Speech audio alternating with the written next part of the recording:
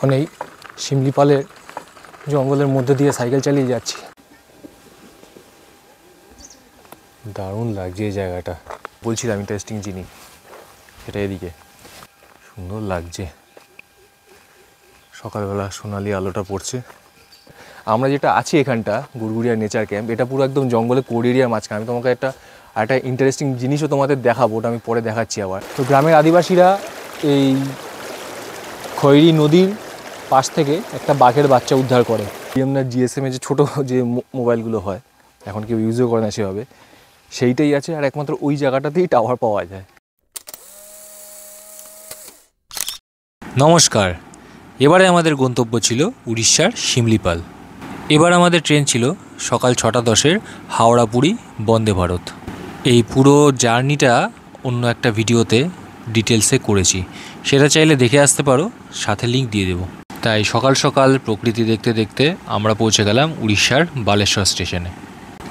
গাড়ি আগে থেকেই বলা ছিল, সেখানে পৌঁছে গাড়িতে উঠে এই মসৃণ রাস্তা ধরে আমরা পৌঁছে গেলাম শিমলিপালের পিথাবাতা এন্ট্রি গেটে।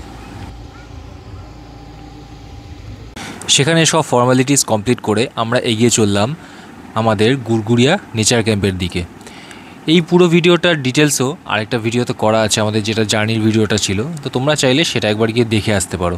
এখানে কত কি লাগবে, কতটা এন্ট্রি ফিস, সব ব্যাপার ওখানে বলা আছে। তাই আমি বলবো যে ওই ভিডিওটা আগে একবার দেখে এসো, সাথে লিঙ্ক দিয়ে দিলাম।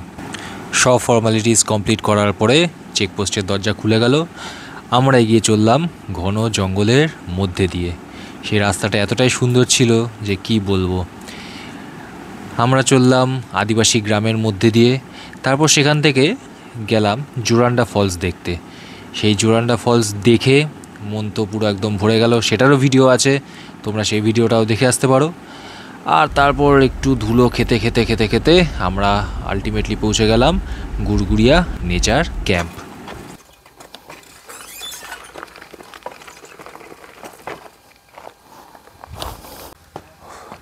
আলটিমেটলি এসে পৌঁছালাম গুড়গুড়িয়া নেচার ক্যাম্পে। সব অঙ্গ প্রত্যঙ্গ এক জায়গায় চলে এসছে। আর দেখো আরেকজনের অবস্থা দেখো, এত ঝাঁকুনি, এত চুল তো পুরো সনপাপড়ি হয়ে গেছে। আপাতত আগে চেক ইন করার আগে খাই, গিয়ে এত খিদে পেয়েছে, খাই, খেয়ে তবে চেক ইন করে সব ধীরে ধীরে দেখাচ্ছি। এটা ছিল আমাদের লাঞ্চ। খাওয়া দাওয়া হলো, খাওয়া দাওয়া একদম ঘরোয়া খাওয়া, যেটা দেখালাম ওই মেনু। এখানে এই জায়গায় বেশি এক্সপেকটেশন রাখাটাও ঠিক না, কিন্তু ভালো, ঠিক আছে। আমাদের মানে প্রায় 5 ঘন্টার উপরে লাগলো। আমরা পৌঁছালাম গিয়ে 4:15 সময়। সেই ওইখান থেকে 9:30 প্রায় বেরিয়েছি বালাসোর স্টেশন থেকে। সেখান থেকে এখানে 4:15 সময় পৌঁছেছি। এটা হলো আমাদের রুম, একদম পুরো পাইন বনের পাশে। নাম হলো পাইন ভিলা। 3 আর 4টা আমাদের দিয়েছে, পাইন ভিলা V 3 আর 4। একটা জিনিস ভালো লাগলে, মশার জন্য এখানে একটা জালি করা আছে। ঢুকতেই একটা বারান্দা টাইপের আছে এরকম। এই ঘরটায় থাকবো আমরা 3 জন, আমি, কাকু আর সুদীপ্তা। আর এইটা বেডটা দুটো একসঙ্গে জোড়া করে দিয়েছে, শোয়া যাবে। চেয়ারও আছে। হ্যাঁ, এখানে 3 জন শুলে ম্যাট্রেস নেয়। এখন ঠান্ডা ঠান্ডা আছে বলে ম্যাট্রেস আর নিচে আর করবো না, তাই খাটটা জোড়া করে দিয়েছি আর কি। ওয়াশরুমটা একবার যাই। আলমারিও আছে, আয়নাও আছে।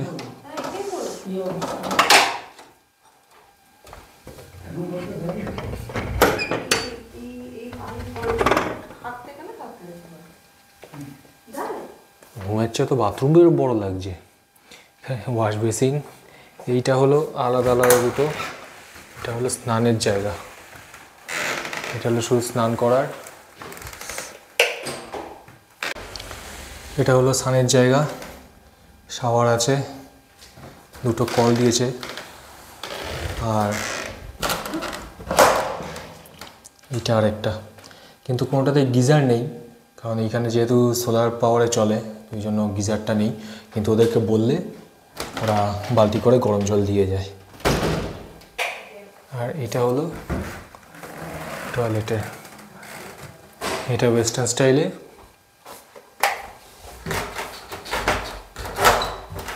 আর এটা ইন্ডিয়ান। কিন্তু প্রত্যেকটা জায়গাতেই যেখানে ফাঁকা আছে সেখানে জালি লাগানো আছে, জিনিসটা বেশ ভালো লাগলো। এবার মাদের ঘরটায় যাই। মাদের ঘরটা সেম, একটু শুধু ইয়েটা আলাদা, মানে ডেকোরেশনটা একটু আলাদা, কিন্তু মোটামুটি ব্যাপারটা সেম।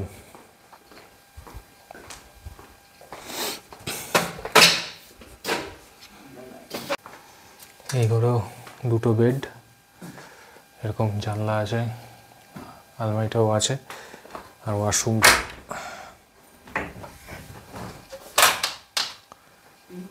ওয়াশরুমগুলো বিশাল বড় বড় জায়গায়, এখানে পুরো পাইন বন।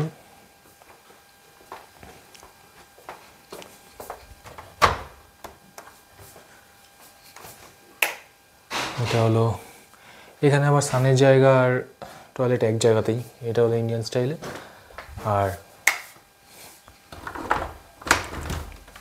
এটা হলো ওয়েস্টার্ন স্টাইলে। বেশ পরিষ্কার পরিচ্ছন্ন আছে, জায়গাটাও বেশ বড়, ভালো। বেসিক টাইপের সাজানো গোছানো, বেসিক টাইপের দেখতে, কিন্তু ভালো, পরিষ্কার পরিচ্ছন্ন আছে। পুরোটাই গভর্নমেন্ট অফ পরিষ্কার প্রপার্টি। এখানে একটা জিনিস বলে রাখি, এখানে এলে সবাই মশার ওষুধ নিয়ে আসবে একদম, মানে ওডোমস বা রোলন যেটা হয়, কারণ এখানের মানে খুব বদনাম আছে ম্যালিগনেন্ট ম্যালেরিয়া হওয়ার, সেরিব্রাল ম্যালেরিয়া লেখা আছে, তো ওটা খুব চাপের যদি হয়, তাই মশার ওষুধ সবসময় ক্যারি করবে। একটা জিনিস বেশ ভালো, সবই সোলার এনার্জিতে চলে, সব সোলার প্যানেল লাগানো চারদিকে, ওতেই সব হচ্ছে। এখানে ডিরেক্ট কারেন্ট এখনও আসেনি, আর কোনো সিলিং ফ্যান নেই ঘরে, দুটো ঘরেই নেই, একটা করে পেডিস্ট্রিয়াল ফ্যান দিয়ে গেছে, ব্যাটারি দিয়ে সোলার প্যানেল থেকে চার্জ হয়ে ব্যাটারি চার্জ হচ্ছে, তারপরে সারা ঘরের সব কিছু আর কি চলছে। এখন বেরোলাম খেয়ে একটু, সামনে একটা নদী আছে, খৈরি নদী, সেটা দেখতে সবাই মিলেই যাচ্ছি। ওখানে গিয়ে একটা গল্প বলবো, অনেকে আশা করি জানো গল্পটা, গিয়ে বলছি, কারণ অন্ধকার নেমে আসছে, একটু তাড়াতাড়ি যেতে হবে আর কি, আর যদি ইনকেস না হয় তাহলে কাল সকালে যাব। আমরা ওইখান থেকে আমাদের রিসোর্টের পিছন দিক থেকে এসে এখানে শিমলিপাল ট্রাইবাল ইনফরমেশন সেন্টার একটা আছে, এখন তো দেখছি বন্ধ। জঙ্গলের মধ্যে তার নিস্তব্ধ, সন্ধ্যা সন্ধ্যা হয়ে এসছে, হেভি লাগছে। ওখান থেকে আরেকটু এগিয়ে এলাম, এখানে একটা অর্কিডেরিয়াম আছে, সব অর্কিড এখানে রাখে আর কি, এখন তো বন্ধ, কখন খোলে জানি না, কিছু লেখাও নেই।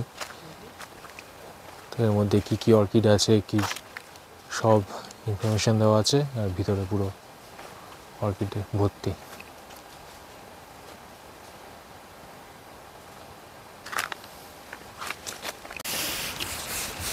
সবচেয়ে বেশি যেটা ভালো লাগে যে নিয়ে এসেছি 3টে বয়স্ক মানুষকে,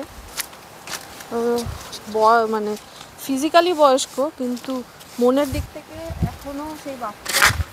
খেয়ে দিয়ে উঠে, মানে এত টায়ার্ড, প্রায় 7 ঘন্টা জার্নি, তারপরে খেয়ে দিয়ে উঠে ঠিক আমাদের সাথে বেরিয়ে পড়েছে সবাই ওই নদীর ধারটাতে যাওয়ার জন্য। আর কেউ নেই কোথাও, শুধু আমরা 5 জনই আছি, এটারও সৌন্দর্যটা একটু আলাদা। ভালো লাগছে তোমাদের কাকিমা? হ্যাঁ, খুব ভালো লাগছে, পুরো জঙ্গল।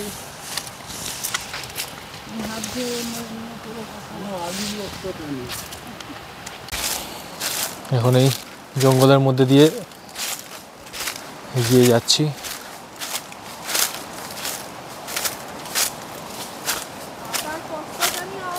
হ্যাঁ, পুরো পাতার এই মচমচ আওয়াজ আর জলের স্রোতের আওয়াজ, তো অসাধারণ লাগছে। দেখো জায়গাটা শুধু,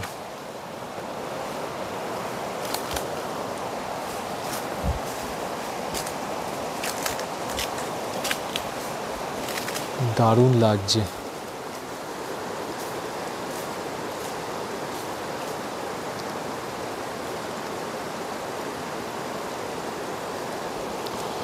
এখন সূর্যাস্তের সময়, সূর্যটাও ডুবছে ওদিকে, আকাশে একটা হালকা লাল আভা, আর সাথে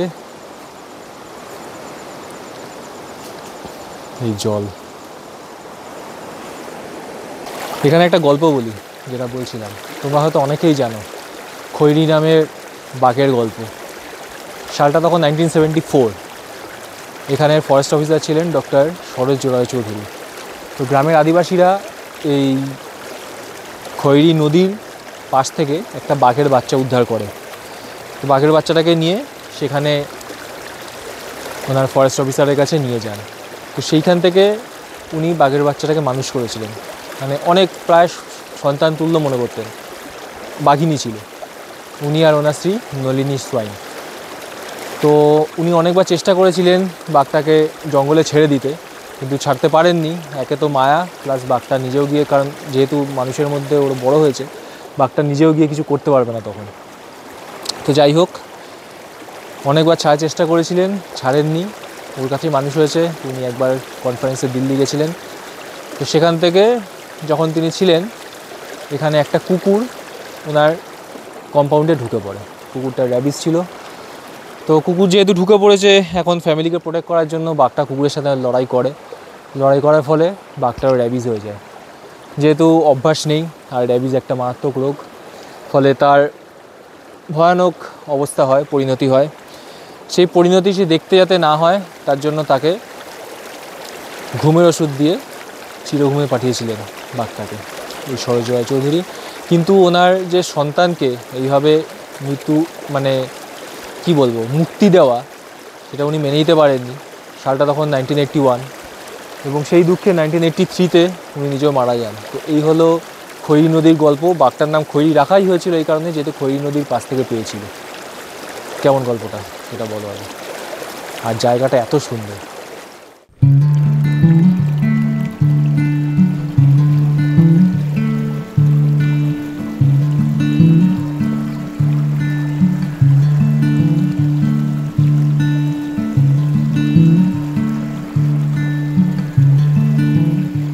এলো আমাদের ইভিনিং টি, আর সাথে এলো ভেজ পকোড়া।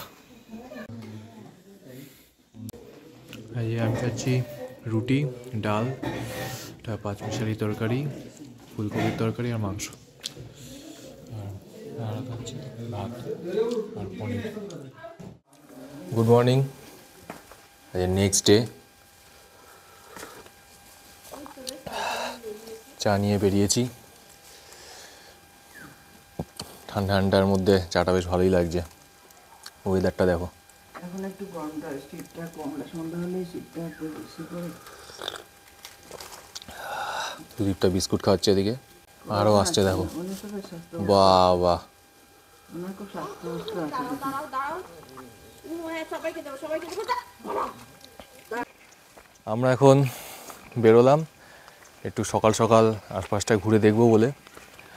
তো যেটা বলা, আমরা যে এই কটেজটায় ছিলাম, এই পাইন ভিলা, এটা 1, 2-তে অন্যজনরা আছে, আমরা 3, 4-এ আছি। এগুলোর ভাড়া হলো 3500 পার নাইট, আর একজন এক্সট্রা থাকবে তার জন্য 1000 টাকা করে, ঠিক আছে?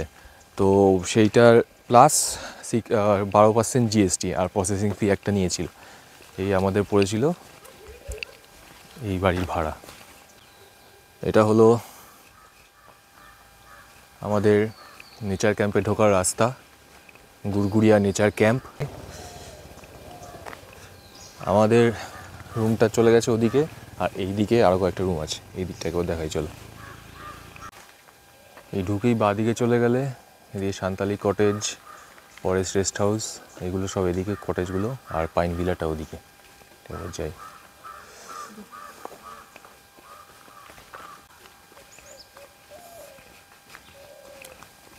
এখানে যদি ড্রাইভার নিয়ে আসো, তাহলে এটা ড্রাইভার আর গাইডের রেস্ট হল, এটা এখানটায়। ড্রাইভারের একটা আলাদা চার্জ নেই। কত? শুধু খাওয়াটা দিতে হবে। ড্রাইভারের এখানে ড্রাইভার নিয়ে এলে ড্রাইভারের শুধু খাওয়াটা দিতে হবে ওদেরকে। পার ডে 100 টাকা যেটা এন্ট্রি ফি হ্যাঁ, শিমলিপালের ভেতরে সেটা দিতে হবে। পার ডে এন্ট্রি ফি একটা শিমলিপালের লাগে, সেটা দিতে হবে। কিন্তু আমরা যেহেতু এখানে বুকিং করেছিলাম, এবার আমাদের এন্ট্রি গেটে আমাদের আলাদা করে দিতে হয়নি, একবারে এটাতেই ইনক্লুড করা ছিল। কেউ যদি গাড়ি নিয়ে আসো তাহলে এখানে গাইড নিতে হবে, ম্যান্ডেটারি না, কিন্তু গাইড নেওয়াটা প্রয়োজন, কারণ এখানে নেটওয়ার্ক এমনি থাকে না, গাইড ছাড়া রাস্তা এমনিও চিনতে পারবে না এখানে যেরকম রাস্তার অবস্থা। তো গাইডের খরচা হলো 400 টাকা করে, আর এন্ট্রি ফিস তো 100 টাকা যেটা লাগে। যদি ড্রাইভার নিয়ে আসো ড্রাইভারের শুধু খাওয়া খরচাটা দিতে হবে, 400 টাকা দিতে হবে না। খাওয়া খরচাটা কত সেটা বিল যখন আমাদের একবারে দেবে তখন বুঝতে পারবো। মানে ড্রাইভার এখানকার নিলে, ড্রাইভার এখানকার নিলে আর কি, আমাদের ওখানকার আমরা যদি নিজের সেলফ ড্রাইভ করে আসি বা ওখান থেকে ড্রাইভার নিয়ে আসি, সেখানে এখানে এসে গাইড নিতে হবে, সেটা বলে ওরা। গাইড না নিলে হারিয়ে যাওয়ার একটা চান্স আছে জঙ্গলের মধ্যে, যেহেতু নেটওয়ার্ক ফেটওয়ার্ক নেই। আর এখানকার মানে উড়িষ্যার যদি লোক ড্রাইভার থাকে তাহলে তাদের কোনো অসুবিধা নেই। আর তোমার না হলে এখান থেকে গাইডটা নিতে হবে।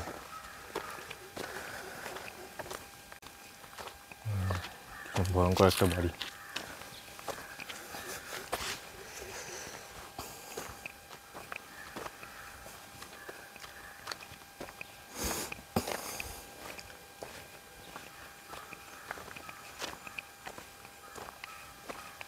সুন্দর লাগছে, সকালবেলা সোনালি আলোটা পড়ছে।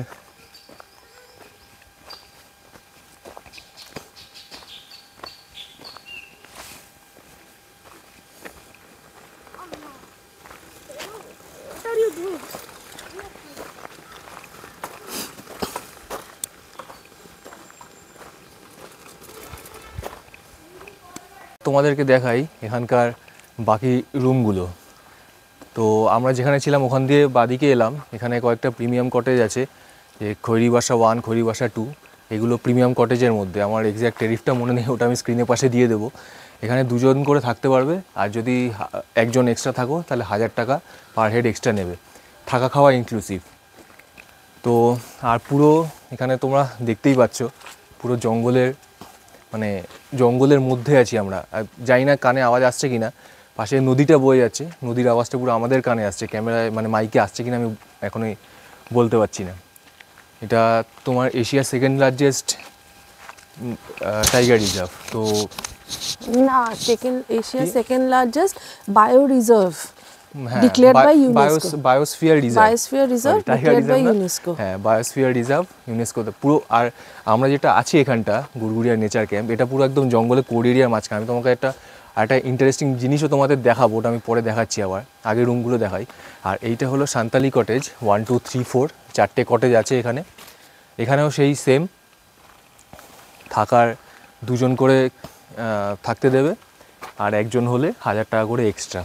থাকা খাওয়া সবই যা বলছি সবকটাই থাকা খাওয়া ইনক্লুসিভ, 4 বেলার মানে ব্রেকফাস্ট, লাঞ্চ, ডিনার, মর্নিং টি, ইভিনিং স্ন্যাক সব নিয়ে। এইখানে আমি দেখতে পাচ্ছি একটা টেবিল টেনিসের বোর্ডও আছে, যদি কেউ এসে এখানে খেলতে চাও খেলতে পারো।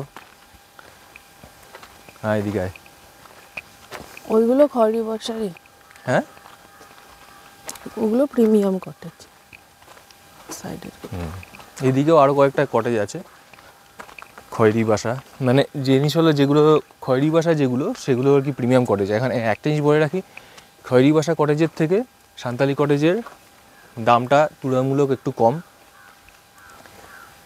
সেগুলো আমি সবই স্ক্রিনে আমি অ্যাড করে দেবো পরে, আমার এখন এক্স্যাক্ট মনে পড়ছে না। আর এখানে কোনো নেটও নেই। তবে আরেকটা হলো আমরা অ্যাকচুয়ালি আর এখানে সবই চলে সোলার প্যানেল, মানে সোলার ইয়েতে, এনার্জিতে, নিজস্ব ইলেকট্রিসিটি। হ্যাঁ, নিজস্ব ইলেকট্রিসিটি এখানে কি সবই সোলারে চলে।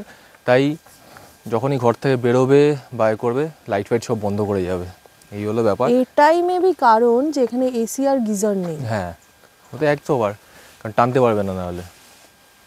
কিন্তু ওদের বললে জল গরম দিয়ে দিচ্ছে। হ্যাঁ, আমরা অ্যাকচুয়ালি পাইন ভিলাটা নিয়েছিলাম কারণ বয়স্ক মানুষদের নিয়ে এসেছি। পাইন ভিলা থেকে ক্যান্টিনটা খুব কাছে ওদের। এখান থেকে যখনই তুমি খেতে যাবে বা খাবার বললে দিয়ে যায়, কিন্তু মানে আবার বলতে হবে, আসতে হবে, ওদেরকে অনেকটা আসতে হয়। তো এইখান থেকে যাওয়াটা অনেকটা ডিস্টেন্সটা বেশি ক্যান্টিনের, যে চা খেতে যাও 300 থেকে 400 মিটারের মতো। যদি খেতে যাও বা মানে চা টা খেতে যাও বা কিছু বলতে গেলে ওখানে তোমায় যেতে হবে, কারণ ফোনে নেটওয়ার্ক কিছু নেই, যা হবে ওখানে গিয়ে বলতে হবে। ওই জন্য পাইন ভিলা থেকে জিনিসটা কাছে হয় বলে ওটা নিয়েছিলাম। বয়স্ক মানুষ আছে সাথে, টুকটুক করে হেঁটে গিয়ে করে নিতে পারবে। এখানে আরও কয়েকটা কটেজ আছে, খড়ি বাসা 1 2 3 4। পাখির আওয়াজগুলো কি দারুণ লাগছে। পাখির আওয়াজ তো ভালো লাগছে, প্লাস সাথে হ্যাঁ, এই নদীর জলের আওয়াজটা। এবার দেখাও দিকটা। পাহাড়, পুরো পাহাড়। আর পাহাড় আছে, হালকা হালকা মানে কুয়াশাটা এখানটা হালকা হালকা বোঝা যাচ্ছে মানে এখনো অবধি। এবার তাহলে আবার রুমের দিকে ফেরত যাই। আর তোমাদেরকে যেটা বলছিলাম, এখানে একটা ইন্টারেস্টিং জিনিস আছে, তো সেটা দেখাবো চলো। এখানে 4টে নেচার ক্যাম্প আছে, মানে উড়িষ্যা গভর্নমেন্টের ট্যুরিস্ট লজ। সেটা হলো গুড়গুড়িয়া, জামুনি, কুমারী আর বেহেরপানি। তো সবকটার মধ্যে এই গুড়গুড়িয়া নেচার ক্যাম্প যেটা, এটাই একদম পুরো জঙ্গলের মধ্যে আর কি। বাকিগুলো জঙ্গল থেকে একটুখানি সাইডে, সবকটা থেকেই জঙ্গল অ্যাক্সেস করা যায়, ফরেস্টটা। তো এইটা হলো জঙ্গলে একদম কোর এরিয়ার একদম পাশেই, ওই জন্য আমরা এটাকে চুজ করেছি। আর পুরো চারদিকে জঙ্গল ঘেরা। বাকিগুলো মানে নেটে যেটুকু দেখেছিলাম, বাকিগুলো অত ভাল লাগেনি, এইটা ওই জন্য চুজ করা। অ্যাকচুয়ালি ওই দিকে যেখানে আমরা রয়েছি ওটা হচ্ছে ওল্ড ক্যাম্প, ফার্স্টে ওখানেই ছিল, পাইন ভিলার দিকটা। হ্যাঁ। হ্যাঁ, আর এখন এইগুলো নতুন অ্যাড হয়েছে। কুমারী ক্যাম্পটাও সুন্দর, ওটাও এগুলো সবকটাই শিমলিপালের একদম মাঝখানে, কিন্তু সব জায়গায় জঙ্গল ঘন হয় না, এই জায়গাটাতে জঙ্গলটা ঘন। আর নদীটাও যেহেতু পাশ দিয়ে যাচ্ছে, যার জন্য দেখতে সুন্দর লাগছে জায়গাটা।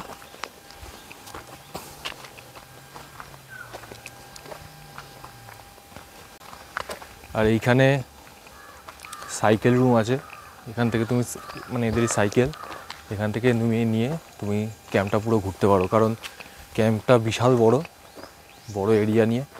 ক্যাম্পটা ঘোরার জন্য সাইকেল করে করে চারদিকে ঘুরতে পারো। আর এইটা হলো গিয়ে তোমার বোধ হয় ফরেস্ট রেস্ট হাউস। এইদিকে চলে গেলে এই কটেজগুলো আছে, যেগুলো সান্তালি কটেজ, খাইর বাসা কটেজ। আর এটা হলো ফরেস্ট রেস্ট হাউস। এটা বন্ধ আছে, আর সামনে গিয়ে আর বেশি দূর গিয়ে লাভ নেই। তো তোমাদেরকে যেটা বলছিলাম ইন্টারেস্টিং জিনিস, সেটা এদিকে। এই হলো আমাদের সব কটেজ। আর এখান থেকে শুরু হলো কোর সাফারি। এখানে তোমাকে এন্ট্রি করে ঢুকতে হবে, এখানে টিকিট কাউন্টার। অনেকে বললে ওরা ব্যবস্থা করে দেয়। একদম কোর সাফারি, কোর এরিয়ার মধ্যেই আমাদের এই পুরো ক্যাম্প সাইটটা। আর এইটা হলো সাফারির জিমনি, এটা করে তোমাকে সাফারি করাবে। এখান থেকে তুমি টিকিট বুক করতে পারো, সাফারির। এইখানে আরেকটা মজার জিনিস দেখাই। এই যে বাচ্চা ছেলেটা বসে আছে, সামনে একটা পাটাতন আছে, একটা স্ট্যান্ড। ওটার মধ্যে যে মোবাইলটা দেখতে পাচ্ছ তোমরা, ওটা হলো ওদের এখানকার মোবাইল আর কি। একটা মোবাইল ওই বিএসএনএলের সিডিএম না জিএসএমের যে ছোটো যে মোবাইলগুলো হয়, এখন কেউ ইউজও করে না সেভাবে, সেইটাই আছে। আর একমাত্র ওই জায়গাটাতেই টাওয়ার পাওয়া যায়, তাও খুব কম। যদি মানে ইনকেস ইন এমার্জেন্সি কাউকে যদি কল করতে হয় বা কিছু, তাহলে ওদের থেকে ফোনটা নিয়ে ওখানে রেখে, এই বাচ্চাটা এখনও টাওয়ারের অপেক্ষায় আছে, এখনও নেটওয়ার্কের অপেক্ষায় আছে। একজন একটু আগে আরেকজন কথা বললো, তো ওইটা নিয়ে তুমি সেখানে কথা বলতে পারো। যদি এমার্জেন্সি সিচুয়েশান কিছু হয়, কাউকে কিছু জানাতে হয়, তাহলে ওদের থেকে ফোনটা নিয়ে করতে হবে। বাকি নাহলে কোনো নেটওয়ার্ক কিচ্ছু নেই। এবার ঢুকছি এই পাইন বনের মধ্যে। এখানে হলো আমাদের কটেজ, মানে আমাদের ঘরগুলো। আর এই পাইন বন পুরো চলে গেছে চারদিকে। বা পাইন বনটা ঘুরে দেখি কেমন। এবার উপরটা দেখাই।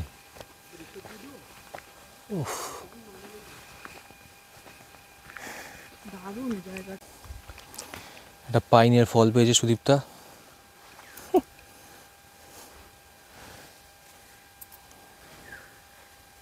সুন্দর দেখতে। হ্যাঁ, কোথায় নিয়ে যাবো?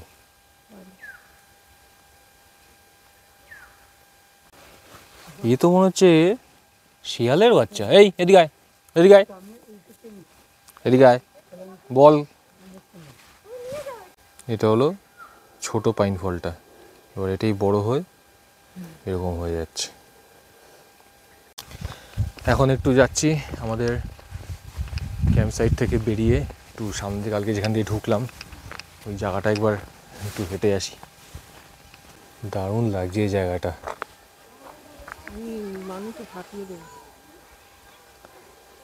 পুরো পাহাড়, এদিকে এই খয়রি নদী বয়ে চলেছে নিচ দিয়ে, পুলের নিচ দিয়ে, আর দূরে পুরো পাহাড়।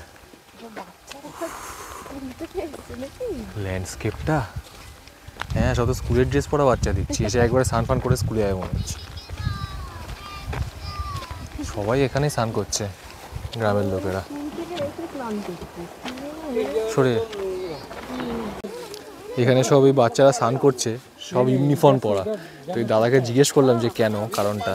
তো বললো এখানে যত ট্রাইবাল স্কুল আছে মানে সবই হোস্টেল টাইপ, সে সাবান থেকে শুরু করে তেল সব হোস্টেল থেকেই দেয়। তো এরা এসে একবারে স্নান টান করে এখানে স্নান টান করে তারপর স্কুলে যায়। ভালো লাগলো বেশ ব্যাপারটা।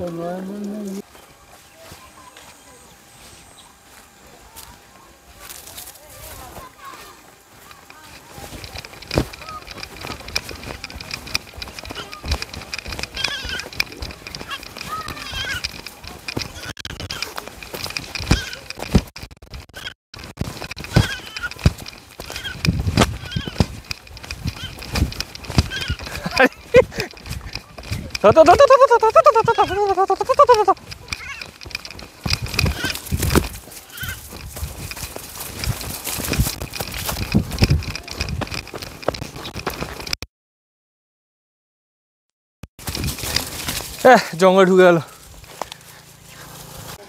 আজকের ব্রেকফাস্ট এখানে লুচি বা পুরি, রুটি, ডিম সেদ্ধ, উপমা, আর এটা তোমার একটা আলুর তরকারি, মানে ঝোল আলু আর কি, আলু মটর। আমরা আবার এলাম এই সকালবেলাটায় এই খয়রি নদীর এদিকে। আমার বউ অনেক কসরত করে নিচে নামছে, কি করবে বুঝতে পারছে না। এখন এই খয়রি নদীটা সকালবেলাটা দেখতে এলাম আবার।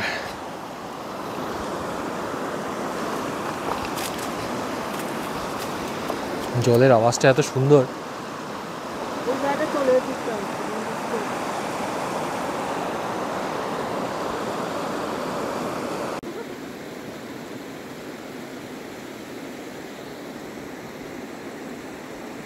এটা হলো এখানকার ডাইনিং হল। এখন যাচ্ছি একটু সাইকেল রুমের দিকে, যদি একটু সাইকেল কিছু পাওয়া যায় একটু চালাই, কেমন লাগে দেখি।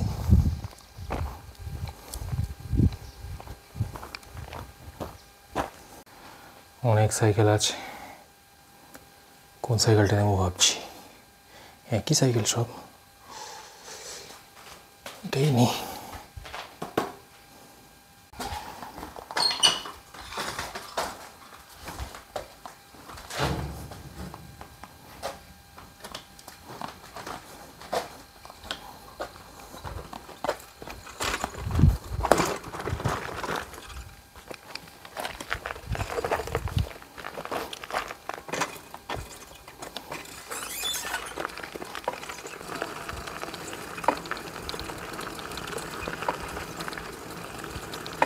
ভালোই লাগছে, বেশ ফুরফুরে হাওয়ায় চালাচ্ছি।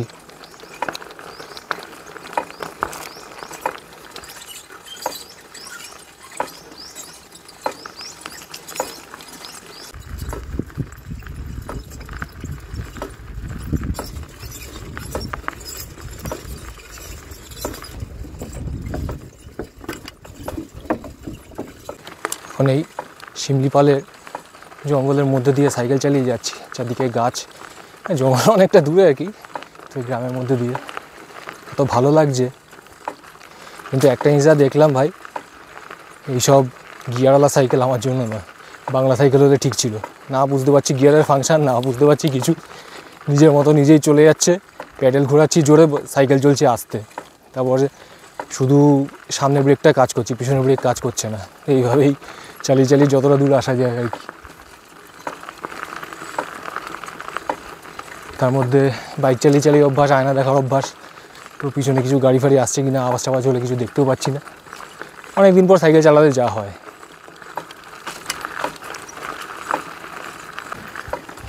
রাস্তাটা হেভি সুন্দর রাস্তা, পুরো চারদিকে গাছ।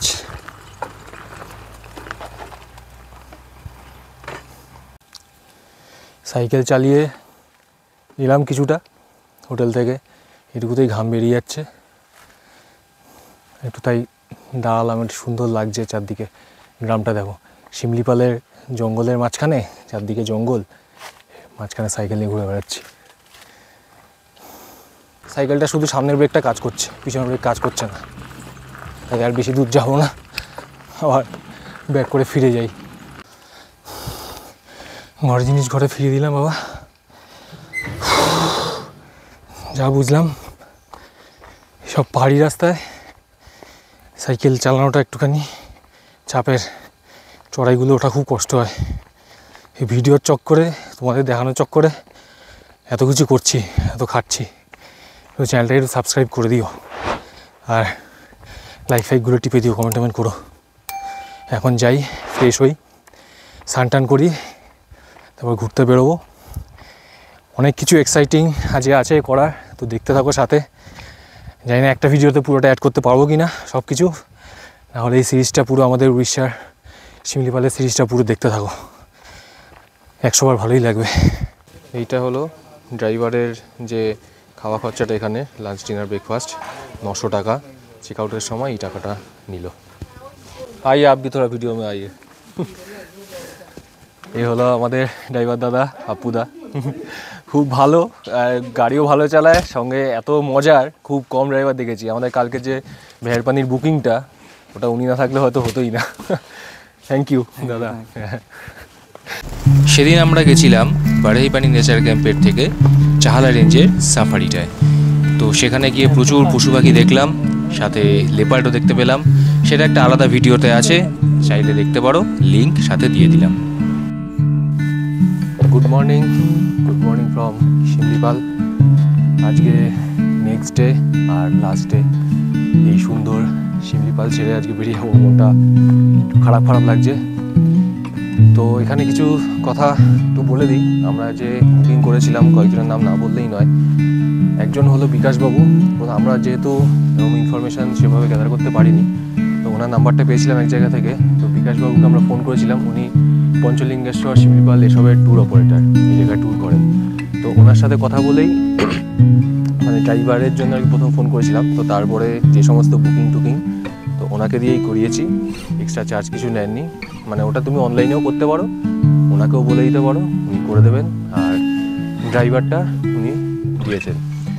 তো ড্রাইভার দাদাকে যিনি দিয়েছিলেন, যে ড্রাইভার দাদা পাপুদা, এত হেল্পফুল, এত মজার, এত ভালো লোক খুব কম দেখেছি। ওনাকে আমাদের যে কালকের যে সাফারিটা ছিল মেহেরবানি থেকে, ওটা উনি না থাকলে হয়তো হতো না। উনি গিয়ে আগের দিন যে কথাবার্তা বলে সব ম্যানেজ করে অফলাইনে বুকিংটা করিয়েছিলেন।